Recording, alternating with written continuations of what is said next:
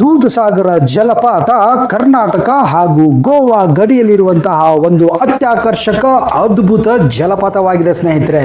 ಇವತ್ತಿನ ಈ ವಿಡಿಯೋದಲ್ಲಿ ನಿಮಗೆ ದೂಧಸಾಗರಕ್ಕೆ ಹೇಗೆ ಹೋಗಬೇಕು, ಯಾವಾಗ ಹೋಗಬೇಕು, ಅಲ್ಲಿ ಏನೇನು ಚಟುವಟಿಕೆಗಳನ್ನು ನೀವು ಮಾಡಬಹುದು ಎನ್ನುವ ಸಂಪೂರ್ಣ ಮಾಹಿತಿಯನ್ನು ಈ ವಿಡಿಯೋದಲ್ಲಿ ನಿಮಗೆ ಕೊಡ್ತಾ ಇದ್ದೀನಿ. ಒಂದು ವೇಳೆ ನೀವು ಈ ಚಾನಲನ್ನು ಇನ್ನೂ ಸಬ್ಸ್ಕ್ರೈಬ್ ಮಾಡದೇ ಇದ್ರೆ ಏನು ಮಾಡಬೇಕು ಗೊತ್ತಿಲ್ಲ, ಈ ಚಾನಲನ್ನು ಸಬ್ಸ್ಕ್ರೈಬ್ ಮಾಡಿ, ಜೊತೆಗೆ ಬೆಲ್ ಐಕನನ್ನು ಪ್ರೆಸ್ ಮಾಡಿ, ವಿಡಿಯೋ ಇಷ್ಟ ಆದಲ್ಲಿ ಲೈಕ್ ಮಾಡಿ, ಶೇರ್ ಮಾಡಿ, ಎಲ್ಲರ ಜೊತೆ ಹಂಚ್ಕೊಳ್ಳಿ. ಹಾಗಾದ್ರೆ ಈಗ ದೂಧಸಾಗರಕ್ಕೆ ಹೋಗೋಣವೇ?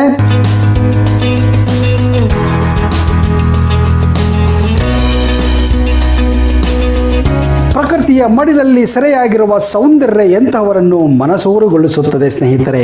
ನೈಸರ್ಗಿಕವಾಗಿ ನಿರ್ಮಾಣವಾಗಿರುವ ಅದೆಷ್ಟೋ ರುದ್ರ ರಮಣೀಯ ಸ್ಥಳಗಳು ನಮ್ಮ ಕಣ್ಣಿಗೆ ಬೀಳುತ್ತಲೇ ಇರುತ್ತವೆ. ಆದರೆ ಪಶ್ಚಿಮ ಘಟ್ಟಗಳ ಸಾಲಿನಲ್ಲಿ ಹಾಲಿನ ನೊರೆಯಂತೆ ಉಕ್ಕುವ ದೂಧಸಾಗರ ಜಲಪಾತ ಎಂಥ ಕಲ್ಲುಗಳನ್ನು, ಎಂಥ ಮನುಷ್ಯರನ್ನು ಮೂಕ ವಿಸ್ಮಿತರನ್ನಾಗಿ ಮಾಡೋದಂತೂ ಖಂಡಿತ ಗ್ಯಾರಂಟಿ ಗ್ಯಾರಂಟಿ ಗ್ಯಾರಂಟಿ. ಧುಮ್ಮಕ್ಕಿ ಹರಿಯುವ ಮಾಂಡೋವಿ ನದಿಯ ಹಾಲಿನ ಧಾರೆಯಾಗಿ ಭೋರ್ಗರಿಸುತ್ತಾ ಹರಿಯುತ್ತಾಳೆ ಇಲ್ಲಿ ಜಲಪಾತದ ಮೂಲಕ. ಗೋವಾ ಮತ್ತು ಕರ್ನಾಟಕದ ನಡುವೆ ಇರುವ ಈ ಜಲಪಾತ ಯಾರನ್ನು ಆಕರ್ಷಿಸದೆ ಬಿಡದು ಸ್ನೇಹಿತರೆ. ಅದರಲ್ಲೂ ಚಾರಣಿಕರಿಗಂತೂ ಇದು ಸ್ವರ್ಗದ ಬಾಗಿಲಂತೆ ಕಾಣುತ್ತದೆ ಸ್ನೇಹಿತರೆ. ಬೆಳಗಾವಿ, ಗೋವಾ ಹಾಗೂ ಉತ್ತರ ಕನ್ನಡ ಜಿಲ್ಲೆಯ 3 ಜಿಲ್ಲೆಗಳ ಸಂಗಮವೇ ಈ ದೂಧಸಾಗರ ಜಲಪಾತ. ಅಂದರೆ ದೂಧಸಾಗರ ಜಲಪಾತ ಅಂದರೆ ಹಾಲಿನ ಸಾಗರದ ಜಲಪಾತ ಎಂದರ್ಥ ಸ್ನೇಹಿತರೆ.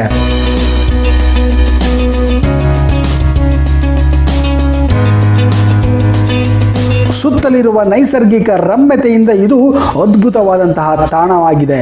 ಈ ದಟ್ಟಾದ ಕಾಡಿನಲ್ಲಿ ರೈಲು ಹೊರತುಪಡಿಸಿ ಯಾವ ವಾಹನವೂ ಓಡಾಡದಂತಹ ದುರ್ಗಮ ಪ್ರದೇಶವಾಗಿದೆ.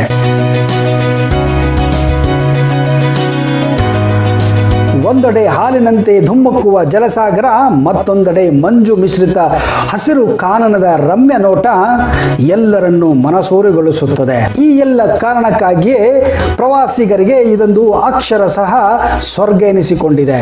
ಅದರಲ್ಲೂ ಇವತ್ತಿನ ಯುವ ಪೀಳಿಗೆಗೆ, ಅದು ಚಾರಣಿಕರಿಗೆ ಇದೊಂದು ಸ್ವರ್ಗವೇ ಸಹಿ. ಅಂದರೆ ಇದನ್ನು ನಾವು ಇಂಗ್ಲಿಷ್ನಲ್ಲಿ ಪ್ಯಾರಡೈಸ್ ಎಂದೇ ಕರೆಯಬಹುದು.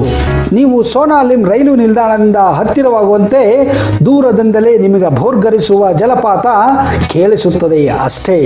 ಇಲ್ಲಿಂದ ರೈಲು ಕಾಡಿನ ಕಡಿದಾದ ಮಾರ್ಗದಲ್ಲಿ ನಿಧಾನವಾಗಿ ಚಲಿಸುತ್ತಿದ್ದರೆ ರುದ್ರ ರಮಣೀಯ ದೃಶ್ಯ ಕಣ್ಮನ ಸೆಳೆದು ನಿಮ್ಮನ್ನು ಮೂಕ ವಿಸ್ಮಿತನಾಗಿ ಮಾಡೋದು ಖಂಡಿತನೇ ಸರಿ.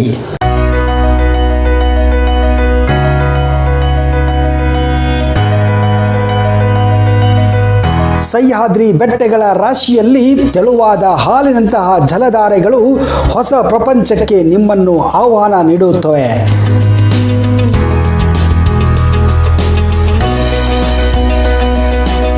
ಗಿಡದ ಮರೆಯಲ್ಲಿ ದೂಧಸಾಗರ ಜಲಪಾತ ಬೆಳ್ಳಿಯ ರಾಶಿಯಂತೆ, ಹಾಲಿನ ನೊರೆಯಂತೆ ಕಾಣುತ್ತದೆ. ಅಲ್ಲೇ ರೈಲು ಕ್ರಾಸಿಂಗ್ಗಳಾಗಿ ನಿಲ್ಲುತ್ತವೆ. ಇಳಿದು 5 ನಿಮಿಷ ಮುಂದೆ ನಡೆದರೆ ಮರೆಯಲಾಗದ ದೃಶ್ಯ ಕಣ್ಮನದಲ್ಲಿ ಸೆರೆಯಾಗುತ್ತದೆ ಸ್ನೇಹಿತರೆ. ಆಕಾಶದಿಂದ ಹಾಲಿನ ರಾಶಿಯೇ ಧರೆಗಿಳಿದಂತೆ ಕಾಣುವ ದೂಧಸಾಗರ ಜಲಪಾತದ ಮುಂದೆಯೇ ಬ್ರಿಟಿಷರ ಕಾಲದ ರೈಲ್ವೆ ಸೇತುವೆಯೂ ಇದೆ.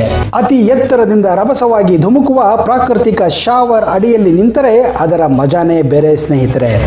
ವಿಶ್ವದಲ್ಲಿ 5ನೇ ಅತಿ ದೊಡ್ಡ ಜಲಪಾತ ಆಗಿದೆ ಈ ದೂಧಸಾಗರ ಜಲಪಾತ.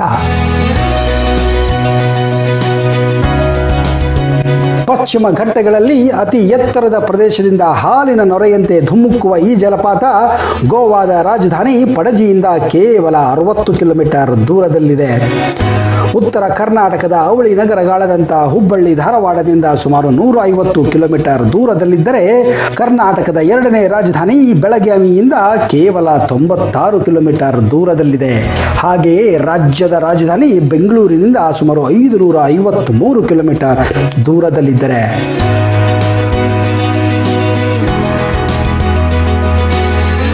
ಒಂದು ವೇಳೆ ನೀವು ಗೋವಾ, ಹುಬ್ಬಳ್ಳಿ, ಧಾರವಾಡ, ಬೆಳಗಾವಿ, ದಾಂಡೇಲಿ ಇಂತಹ ಪ್ರದೇಶಗಳಿಗೆ ಭೇಟಿ ನೀಡುವುದಾದರೆ ದೂದ್ ಸಾಗರವನ್ನು ಮಾತ್ರ ಮರಿಬೇಡಿ ಸ್ನೇಹಿತರೆ. ದೂದ್ ಸಾಗರಕ್ಕೆ ಹೋಗಬೇಕೆಂದರೆ ರೈಲು ಮಾರ್ಗವೇ ಸುರಕ್ಷಿತವಾಗಿದೆ. ಬೇರೆ ಯಾವ ವಾಹನಗಳು ಹತ್ತಿರವೂ ಸುಳಿಯುವುದಿಲ್ಲ ಇಲ್ಲಿ.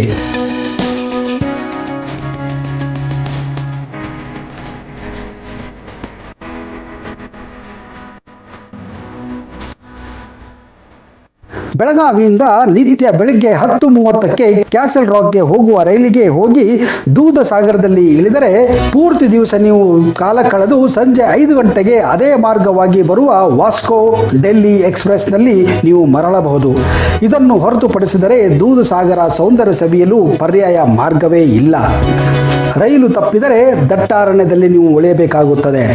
ಅಲ್ಲದೆ 10-15 ನಿಮಿಷ ದುರ್ಗಮ ದಾರಿಯಲ್ಲಿ ಕ್ಯಾಸಲ್ ರಾಕ್ ವರೆಗೆ ಮಾತ್ರ ನೀವು ಕಾಲ್ನಡಿಗೆಯಲ್ಲಿ ಸಂಚರಿಸಬಹುದು.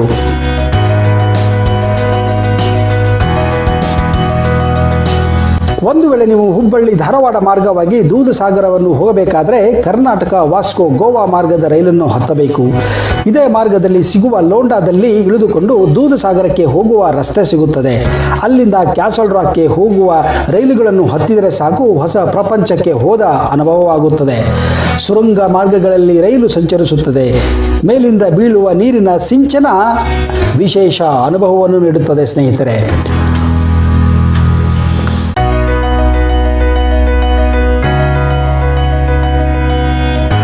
ಒಂದು ವೇಳೆ ನೀವು ರಸ್ತೆಯ ಮೂಲಕ ಹೋಗುವುದಾದರೆ ಜನವರಿಯಿಂದ ಮೇವರೆಗೆ ನೀವು ಕಾಯಬೇಕಾಗುತ್ತದೆ. ಅದೇ ಅವಕಾಶ ನೀವು ರಸ್ತೆಯ ಮೂಲಕ ಚಾರಣ ಮಾಡಿ ದೂದ್ ಸಾಗರವನ್ನು ಭೇಟಿ ಕೊಡಬಹುದು.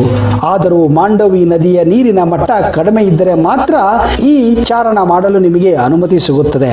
ಕ್ಯಾಸಲ್ ರಾಕ್ ವರೆಗೂ ರೈಲಿನಲ್ಲಿ ಹೋದ ಮೇಲೆ ಜೀಪ್ ಅಥವಾ ಬೇರೆ ವಾಹನಗಳಿಗೆ ಅವಕಾಶ ನೀಡಲಾಗುತ್ತದೆ. ಇಲ್ಲಿಯೂ ಕೂಡ ದಟ್ಟ ಅಡವಿ ಇದ್ದು ಯಾವುದೋ ಒಂದು ಪ್ರಪಂಚಕ್ಕೆ ಹೋದಂತೆ ಭಾಸವಾಗುತ್ತದೆ.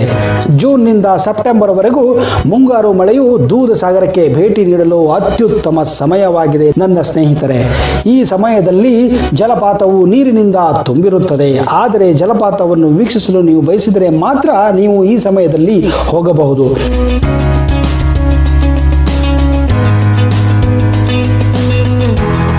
ಒಂದು ವೇಳೆ ನೀವು ಟ್ರೆಕ್ಕಿಂಗ್ ಮಾಡಲು ಇಲ್ಲಿಗೆ ಹೋಗಬಹುದಾದರೆ ಮಾನ್ಸೂನ್ ನಂತರ ಅಕ್ಟೋಬರ್ನಿಂದ ಫೆಬ್ರವರಿವರೆಗೂ ಕೂಡ ನೀವು ಹೋಗಬಹುದು.